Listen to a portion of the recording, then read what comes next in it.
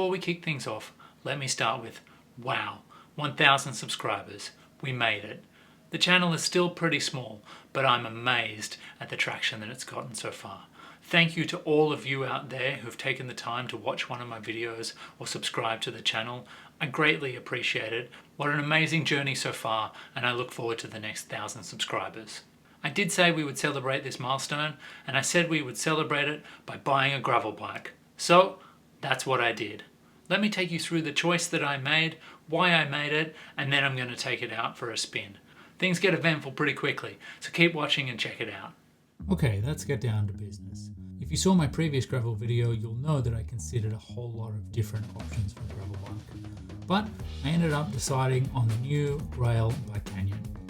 What was important to me here was electronic shifting, a carbon frame, carbon rims, and something that was going to be fairly race oriented.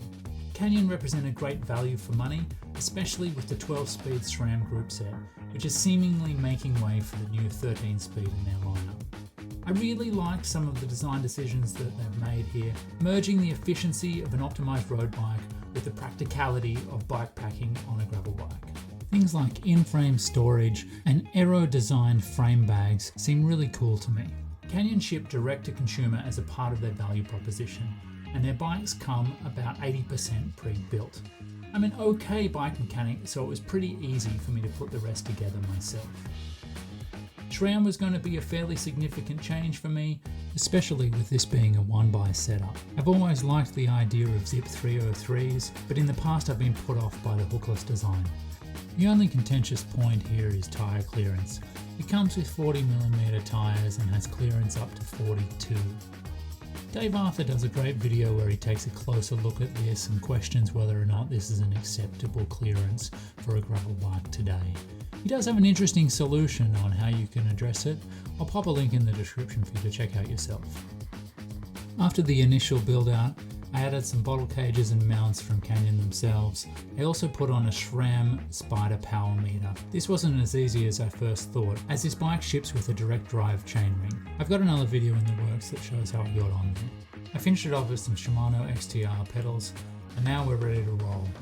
Let's go and test out what this thing rides like, and see if I can put my money where my mouth is for some gravel riding. No matter which way I look at it, there's a pretty steep road climb that I need to do to get to some of these trails. What's going to be best for today is like 6 of one and half a dozen of another. But I'm going to go with Powderworks Road. It's a pretty gradual 4% climb. Haven't done it for a while. Generally a little bit quieter. So hopefully it's a good place to start. There are a couple of steeper pinches, up around 10-12%, which is nice. Lets me test out the cassette, see what one by is like. I haven't needed the 46 tooth yet, so hopefully that's a good sign. As per the instructions, I'm going to try and work with some fire trails here today. I've stitched up a sequence of 3 fire trails, I think. They kind of loop me around the national park. So I'll be bobbing in and around McCarrs Creek Road, as well as Acuna Bay. I have no idea what the quality of these trails are like. I haven't done deep research, but hopefully we can make this work.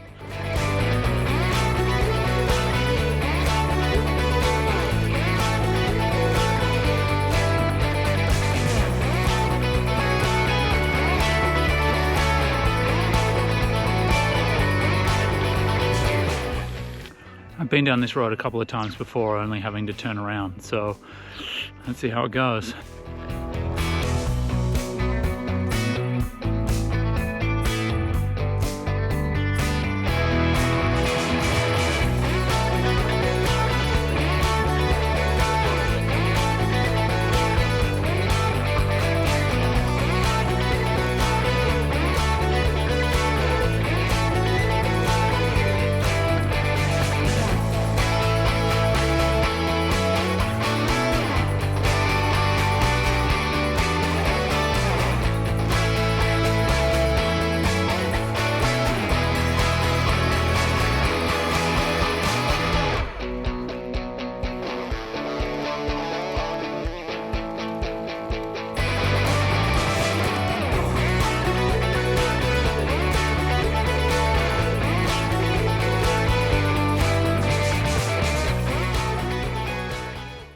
Well then, immediately my ability to choose the right line is being challenged. The bike's holding up all right. I seem to have come out into a little, I guess, teenager hangout area here. I bet there's a good party once in a while up in this spot. There's a single track that kind of goes off that way. Hopefully that's where I need to go. Let's try it. Okay, so it turns out that was actually just a little loop. Just looped back on itself. I gotta head back up to the main road now. There's another track that takes me down to McCar's Creek Road. Whoops. Oh, well, that was fun.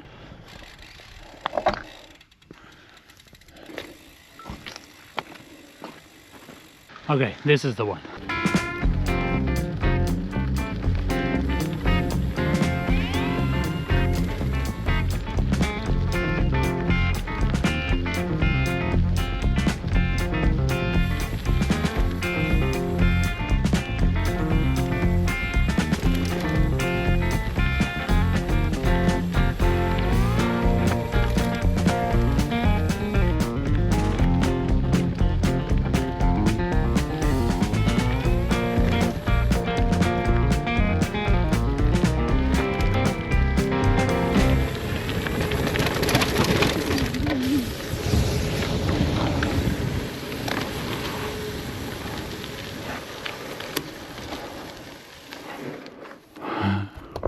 Welcome to gravel.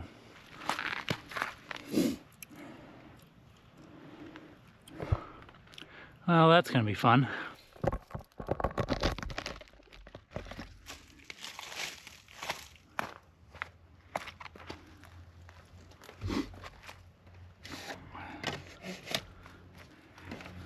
I promise you I didn't plan this, but what a great test for the in-tube storage that comes with the Canyon.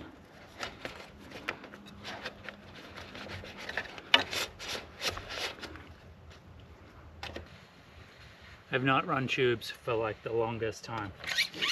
Day one of tubes, flat.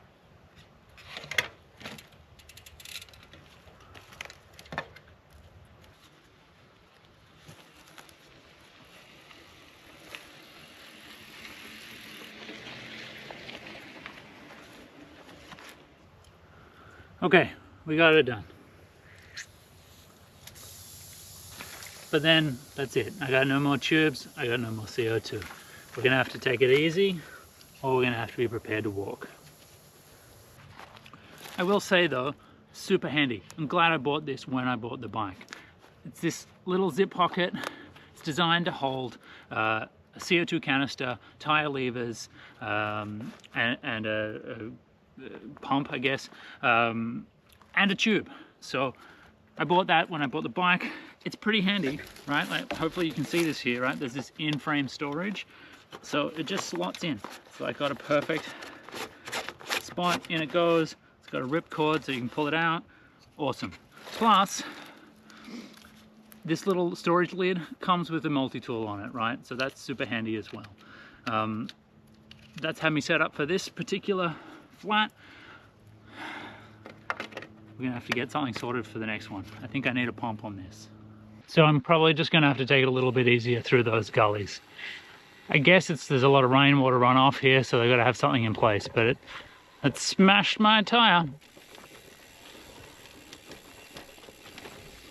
Having that tube in there was meant to be like my emergency backup, but it's been my primary backup today. I gotta get this thing flipped over onto tubeless. I don't want to be going through that every time.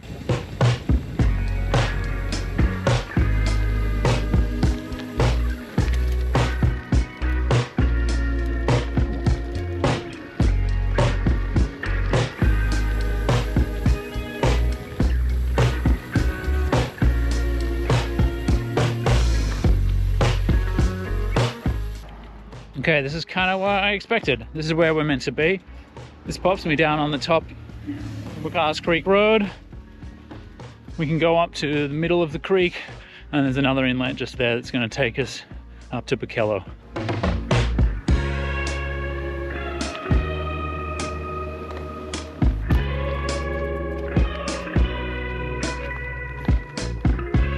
I don't know about that new tube, but it doesn't feel in there completely perfectly. Hopefully I haven't doubled it over anywhere that's causing it to bump. Pochello used to have supplies. They used to have tubes and CO2 canisters. Hopefully they might have that gear still so I can pick up something there today. Otherwise I'm getting a long way from home. Aside from really testing the friendship of low tire pressure, this is a pretty cool little climb. It's like the gravel McCart's Creek Road. Who'd have known?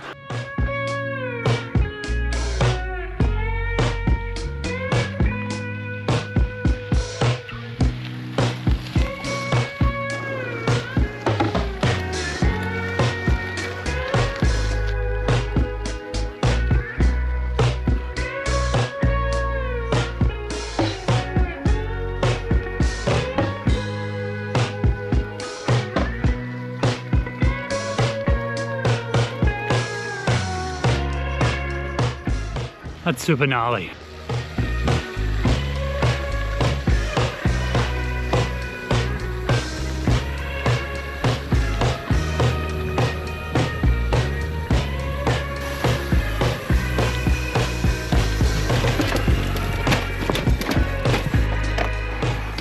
I do not have enough air in my tire to be doing that.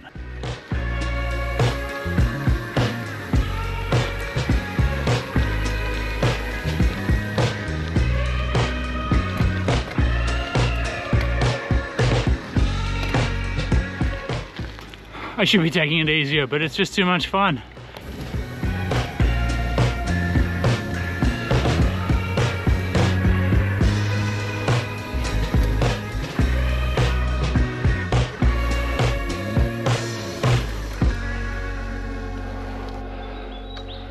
Okay, and it pops out at the Rural Fire Service base. I know where we are now.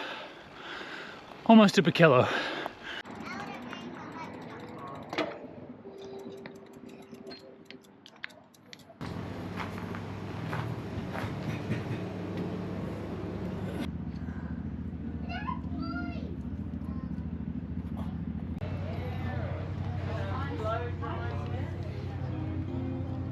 Okay, a bit of a debacle. Got a tube, great, no CO2 canisters. Do have a pump though. Pump doesn't have a Presta filter on the end of it. Okay, so in trying to connect the pump, I actually end up deflating the tire worse. Fantastic. But thank goodness for the friendly nature of the cycling community. Bloke around just enjoying a coffee, he's not even cycling. He gave me a CO2 canister and we're back on our way. Thank you so much, dude. If you happen to see this, really appreciate it. Something I will say though is, wow, this bike gets up to speed and holds a pretty high speed really easily. I guess that's what happens when you take a road bike and make it into a gravel bike.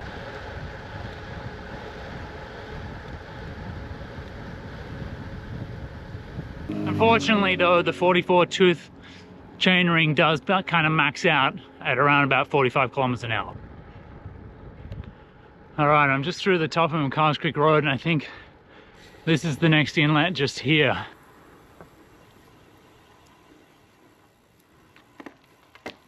Center Trail, makes sense to me. This is gonna get us down to the top of Acuna and West Head, and then we can have an easy roll home. Praying for no punctures.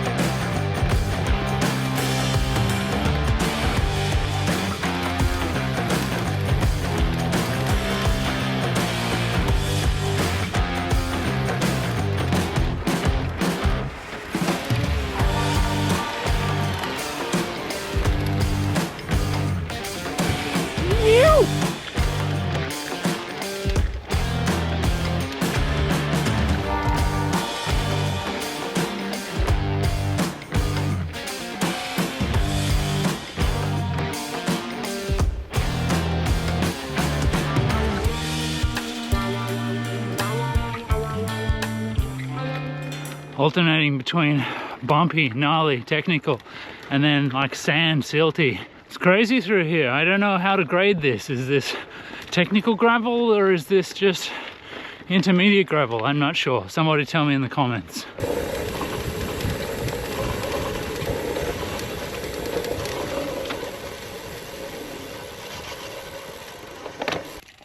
And that's that. That's 3 fire trails. Okay, the battery died there. I grabbed a little bit more footage than what I thought. It was just so much fun. So what I was saying was that concludes my route, 3 fire trails around the Ku-ring-gai National Park in the northern beaches of Sydney. What are my first impressions of the bike? I like it. It's fast, it feels like a road bike. The 40mm tyres I found okay, but I don't really have a good comparison point. Maybe 45mm would be better for me. Switching over to SRAM, not too bad, feels very similar. One Buy made it easy, I think. I do use synchro shift on my Shimano, so it wasn't too different there. I think as a filmer, challenging because I have to change gears with both hands. I can't just do it with one hand, but that's neither here nor there. In terms of gravel riding itself, I think I'm getting a feel for it. I can see where someone might get unstuck. It does get a little bit washy in the different types of dirt and gravel that you go through out there.